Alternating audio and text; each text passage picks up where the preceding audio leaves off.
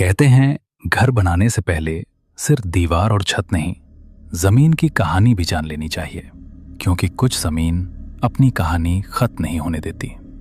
राकेश शर्मा 35 साल का एक प्राइवेट कंस्ट्रक्शन कंपनी में सुपरवाइजर था।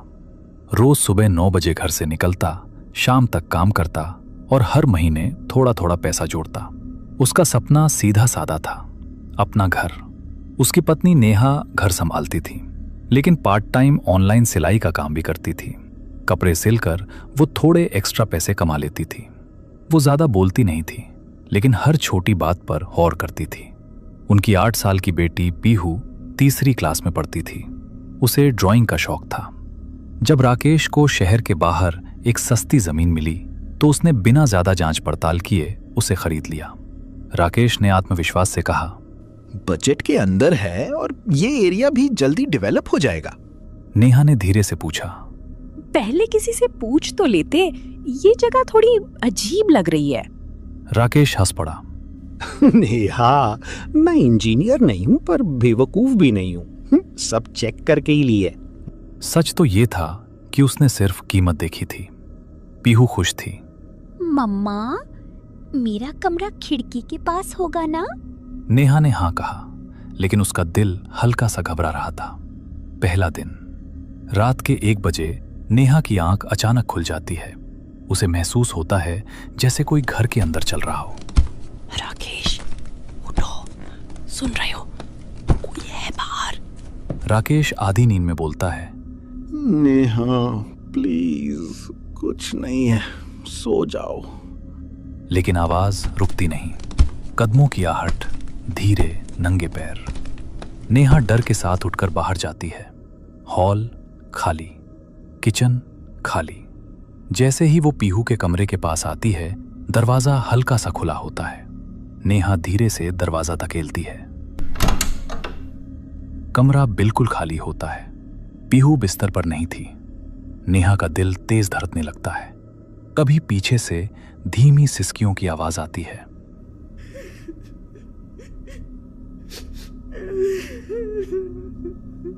नेहा तुरंत पलटती है। पीहू कोने में बैठी होती है, जमीन पर अपने घुटनों को पकड़कर रो रही होती है। पीहू? नेहा तुरंत उसके पास बैठ जाती है। अम्मा, वो आंटी।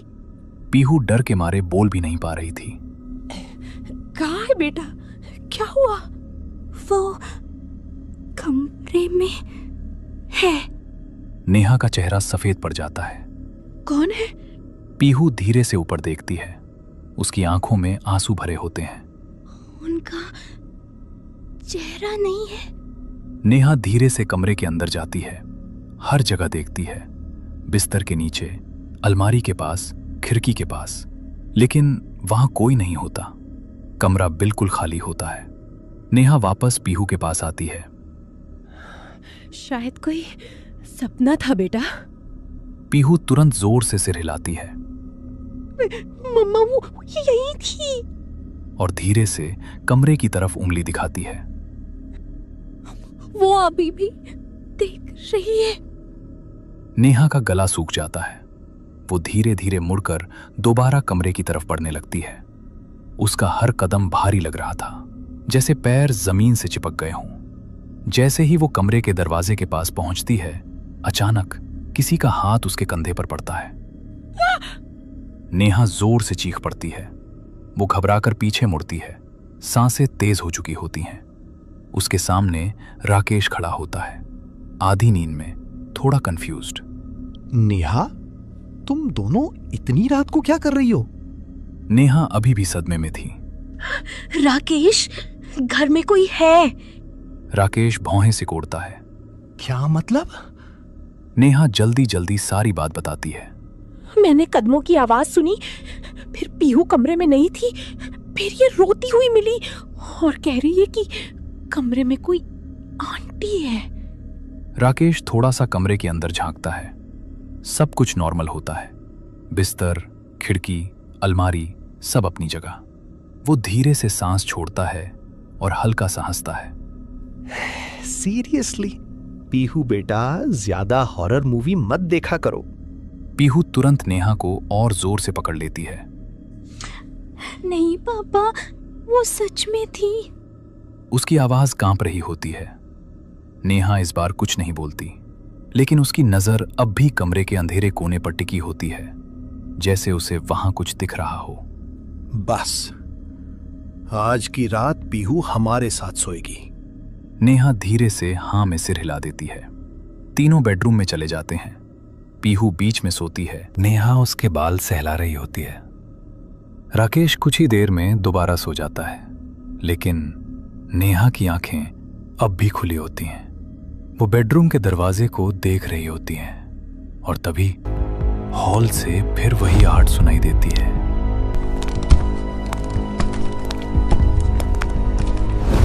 अगला दिन सुबह हो चुकी थी। रात की सारी आवाजें जैसे कहीं गायब हो चुकी थी। राकेश काम पर जाने की तैयारी कर रहा था। नेहा सीरियसली, कल रात तुम दोनों जरूरत से ज्यादा डर रहे थे। नेहा चुप रही। वो किचन में खड़ी थी, लेकिन उसका ध्यान कहीं और था। उसकी आंखें बार बार पीहू के कमरे की तरफ जा रही थीं। दोपहर का वक्त था। घर में सिर्फ नेहा थी। वो बाथरूम के आईने के सामने खड़ी थी, अपने चेहरे को देख रही थी, थोड़ी थकी हुई, थोड़ी परेशान। अचानक आईने में एक पल के लिए उसके पीछे कोई खड़ा दिखाई दिया। एक औरत जिसका चेहरा साफ नहीं था। नेहा तुरंत पलटी। वहां कोई नहीं था। उसने दोबारा आईना देखा। सब नॉर्मल था। उसकी सांसें तेज हो गईं। ये क्या था? वो पीछे हट गई। तभी नल से पानी चलने की आवाज आई। सिंक का नल खुद ब खुद खुल गया था। नेहा धीरे धीरे पास गई और जैसे ही हाथ बढ़ाया, नल अचानक बंद हो गया। नेहा के हाथ कांपने लगे। शाम तक राकेश उसे एक डॉक्टर के पास ले गया। डॉक्टर ने शांत आवाज में पूछा, नेहा, क्या आपको पहले कभी ऐसा महसूस हुआ है? नेहा कुछ देर चुप रही, फिर धीरे से बोली, बचपन में हमारे पड़ोस में एक घर था। वहां एक माँ और उसका बच्चा रहते थे। एक रात वहां डकैती हुई और दोनों को मार दिया गया। कमरे में सन्नाटा छा गया। डॉक्टर ने धीरे से सिर हिलाया। ये पुराना सदमा हो सकता है। नया घर, नई जगह और तनाव। दिमाग कभी कभी पुरानी यादों को हकीकत बना देता है। डॉक्टर ने कुछ दवाइयां लिख दी। उस रात नेहा ज्यादा शांत थी। पीहू भी नॉर्मल व्यवहार कर रही थी। घर बिल्कुल सामान्य लग रहा था। कोई आवाज नहीं, कोई परछाई नहीं। राकेश हल्का सा मुस्कुराया। देखा, सब दिमाग का खेल था। नेहा ने भी धीरे से हां में सिर हिला दिया। उस रात तीनों आराम से सो गए। अगले 2 दिन घर बिल्कुल शांत रहा। न कदमों की आहट, न कोई साया। राकेश अब बेफिक्र था। नेहा भी धीरे धीरे ठीक होने लगी। वो दवाइयां समय पर लेती, सिलाई का काम करती, पीहू का होमवर्क करवाती। सब कुछ फिर से एक नॉर्मल फैमिली जैसा लगने लगा। लेकिन पीहू बदलने लगी थी। पहले वो बहुत बातें करती थी, अब ज्यादा चुप रहने लगी। कभी कभी वो खाली दीवार को देखकर धीरे से मुस्कुरा देती, जैसे वहां कोई खड़ा हो। एक शाम नेहा किचन में काम कर रही थी। तभी उसे सिलाई मशीन चलने की आवाज आई। नेहा हैरान रह गई, क्योंकि उसने अपनी मशीन बंद कर दी थी। वो धीरे धीरे बेडरूम की तरफ बढ़ी और दरवाजे पर पहुंचकर जम गई। पीहू जमीन पर बैठी थी। उसके सामने कपड़ा पड़ा था और वो बहुत धीरे धीरे सुई से सिलाई कर रही थी। उसकी हरकतें अजीब थीं, बहुत मैकेनिकल, जैसे कोई बच्ची नहीं, कोई और उसके हाथ चला रहा हो। पीहू, नेहा ने पुकारा। पीहू ने धीरे से सिर उठाया। उसकी आंखें सीधे नेहा को देख रही थीं, बिल्कुल भावहीन। फिर बिना कुछ बोले वो वापस सिलाई करने लगी। नेहा ने देखा कपड़े पर काले धागे से अजीब से निशान बने हुए थे। नेहा का गला सूख गया। ये किसने सिखाया तुम्हें? पीहू ने कोई जवाब नहीं दिया। नेहा की आंखें अब भी पीहू पर टिकी हुई थीं। हर सिलाई के साथ उसका डर और गहरा होता जा रहा था, लेकिन वो अब भी खुद को यही समझाने की कोशिश कर रही थी कि शायद मेडिसिन का साइड इफेक्ट होगा, इसीलिए मुझे ये सब दिखाई दे रहा है। उस रात नेहा की आंख अचानक 3 बजे खुली। कमरे में हल्की हल्की सिलाई मशीन की आवाज गूंज रही थी। नेहा धीरे से उठकर बाहर गई। पीहू के कमरे के नीचे से हल्की रोशनी आ रही थी। नेहा ने धीरे से दरवाजा खोला और उसकी सांसें रुक गईं। पीहू बिस्तर पर बैठी थी और उसके पीछे एक और औरत खड़ी थी, लंबी, पतली, सफेद कपड़ों में। उसका चेहरा नहीं था, सिर्फ सिले हुए काले धागे थे। उस औरत के हाथ पीहू के कंधों पर थे, जैसे वो उसे कंट्रोल कर रही हो। नेहा डर के मारे पीछे हट जाती है और उसी पल लाइट ब्लिंक करती है। रूम फिर अंधेरे में डूब जाता है। जब लाइट वापस आती है, रूम में सिर्फ पीहू होती है। वो चुपचाप बेड पर बैठी होती है, जैसे कुछ हुआ ही नहीं। नेहा कुछ पल वहीं खड़ी रह गई। उसकी सांसें तेज हो चुकी थीं, लेकिन उसने खुद को फिर वहीं समझाया। नहीं, ये सच नहीं हो सकता। शायद दवाइयों की वजह से मुझे फिर से वही सब दिखाई देने लगा है। वो धीरे से पीछे हटी और बिना कुछ कहे वापस कमरे से बाहर चली गई।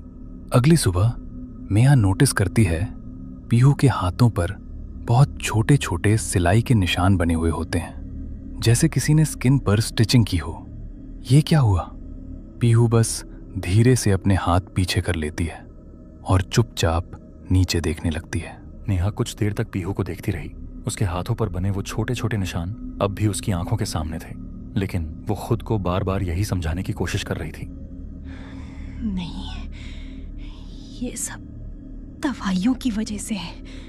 उसने गहरी सांस ली और धीरे से बोली, सो जाओ बेटा। पीहू ने कोई जवाब नहीं दिया, बस चुपचाप नीचे देखती रही। नेहा धीरे से कमरे से बाहर चली गई, लेकिन उस रात उसे पहली बार सच में डर लगने लगा था।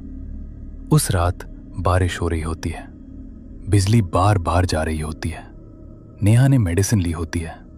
आधी रात को उसे महसूस होता है जैसे कोई उसके पास बैठा है।